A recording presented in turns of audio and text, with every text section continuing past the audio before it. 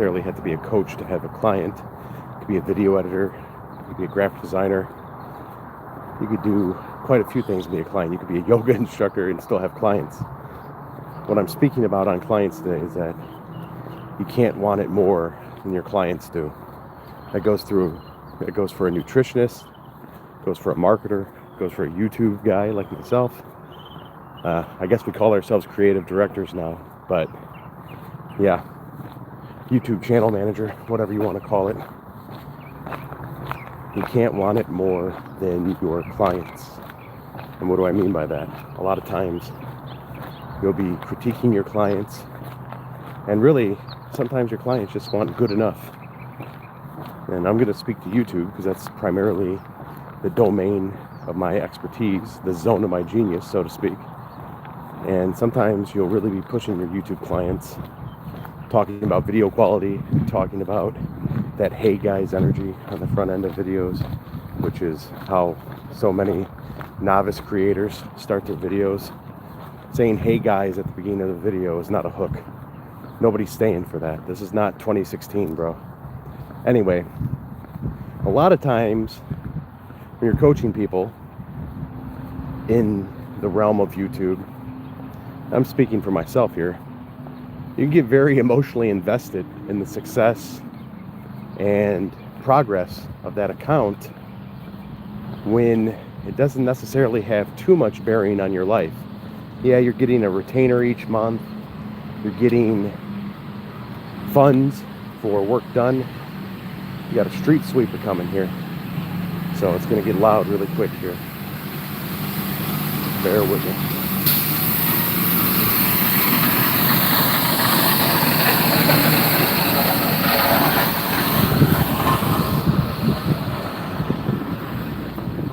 So anyway, you have to be mindful of your energy, and you need to put your energy in things that you have total control over. Because even if you're running somebody's YouTube channel, if you're running somebody's marketing, you don't have ultimate control over that. They might give you creative autonomy, they might give you decision-making clearance, but you don't necessarily have control over it at the end of the day. It's not your company, it's not your brand, it's not your equity, really.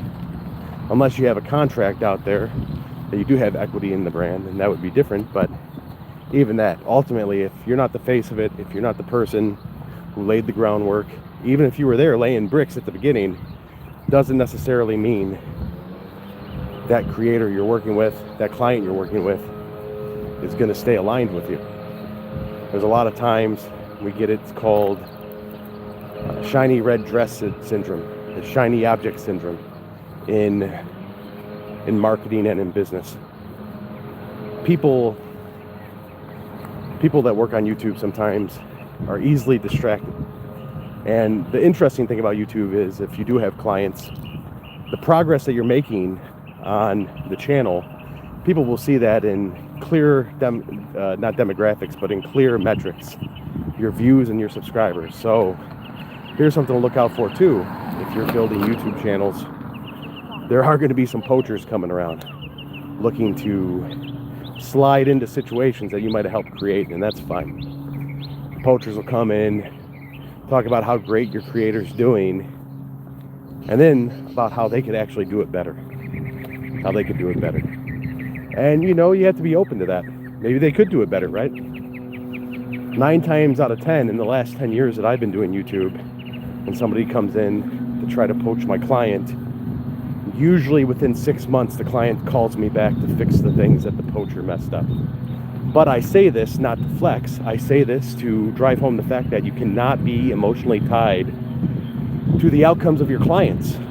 Because sometimes it will take so much energy out of you that you're not going to have a lot left for your friends, your family, your other pursuits outside of business, your own personal brand. If you're working on your own personal brand, your content will always be second fiddle to the content that pays immediately, which is your client content.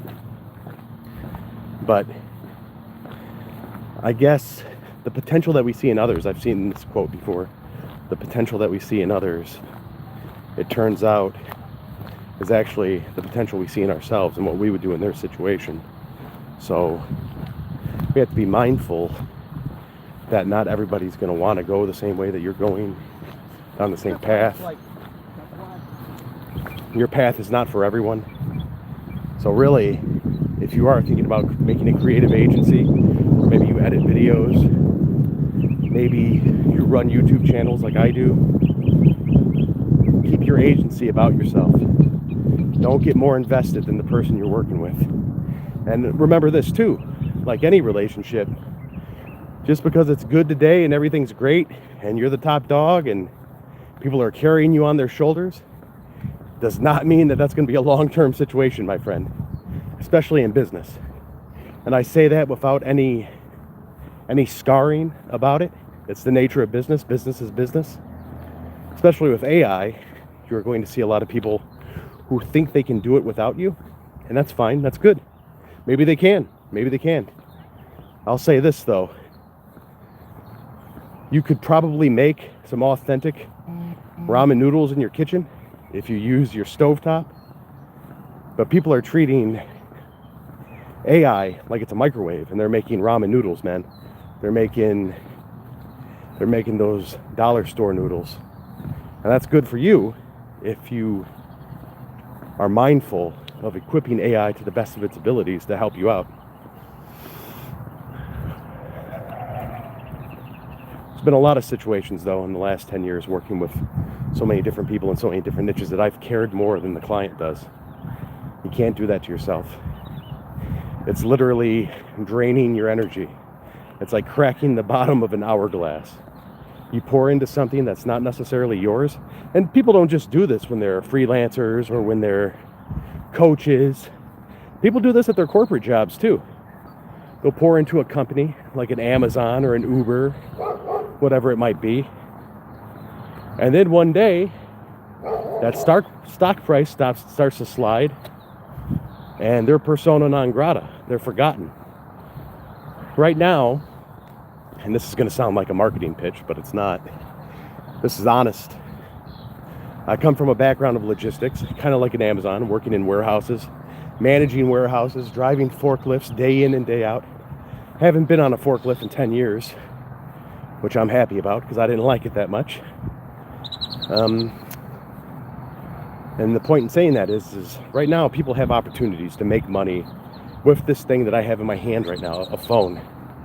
But once you start making that money and start racking up clients, whatever it might be, especially if you're working in a space where you're helping others develop themselves, that could be a dietitian, that could even be a doctor, you know. Can't care more about the client's outcome than the client does. There's no way. That will completely dismantle your sanity and your nervous system, your well-being. I don't recommend it. It hasn't happened to me in a long time. It's not necessarily a boundary that I put up. I guess maybe it is. I've just told myself I won't allow myself to care more than the client does. I'll make my suggestion. I will give my best advice on how to move forward and achieve the goal that they've presented in front of me. But if they're not willing to do the work and move on it, I'm not going to have an emotional reaction to that anymore. And that's been something that's taken literally this long. It's taken 10 years for me to get to that point. Because one thing that I guess a lot of people don't realize if they've never won before in business or in life is that once you do start winning, once you figure out the formula to win, because it is a formula. It is a formula. A lot of it is just pure mindset. That sounds woo-woo. It sounds like I'm just simplifying something that does take blood, sweat, and tears. But the point is once you figure out that formula and you can repeat success on demand all the time, it becomes addicting. It just does. There's dopamine associated with it. You see those views go up on YouTube, there's dopamine. You see the subscriptions go up on YouTube, dopamine. You see those sales and conversions come in from your off-site offer, dopamine. But that dopamine turns to cortisol when you know how to win and you have a client that just completely refuses to do what is necessary to get that win. And that's where misalignment comes in. And when you find out you're misaligned, you either need to have a conversation to see if you could bring that situation into alignment, or it's time to just part ways. It's time to part ways. And the antithesis of a winner is a quitter. But sometimes when you're running things like this, YouTube channels, marketing campaigns for people, when you're doing services for you, B2B type stuff, sometimes you got to know when to quit. Sometimes you got to know when to quit. There's no shame in quitting if you know that you're misaligned and you're not serving them to the best of your abilities and the situation's not serving you to the best of their abilities. Sometimes you got to know when to walk away. And that's something that I had to learn over the last 10 years. I had to learn that. I didn't know how to do that because when you're just getting started, you're just happy to have a client in the beginning. And then you start to really win big with the clients. You don't want to let go of them. You don't want to lose. When you get so used to winning, you don't want to lose. But walking away from a situation that's misaligned, no longer serves your goals, is expending way more energy than what you're being compensated for, expending way more energy than what is good for your health. You got to hang it up then, kid. You got to hang it up, pal. You got to move on down the road, find something else. And you got to roll the dice. That's entrepreneurship. It's volatile. It's always been volatile. It's ups and downs, peaks and valleys. But if you move on those situations fast and get yourself out of a bad situation, those peaks and valleys will be a lot less frequent. Have a good day.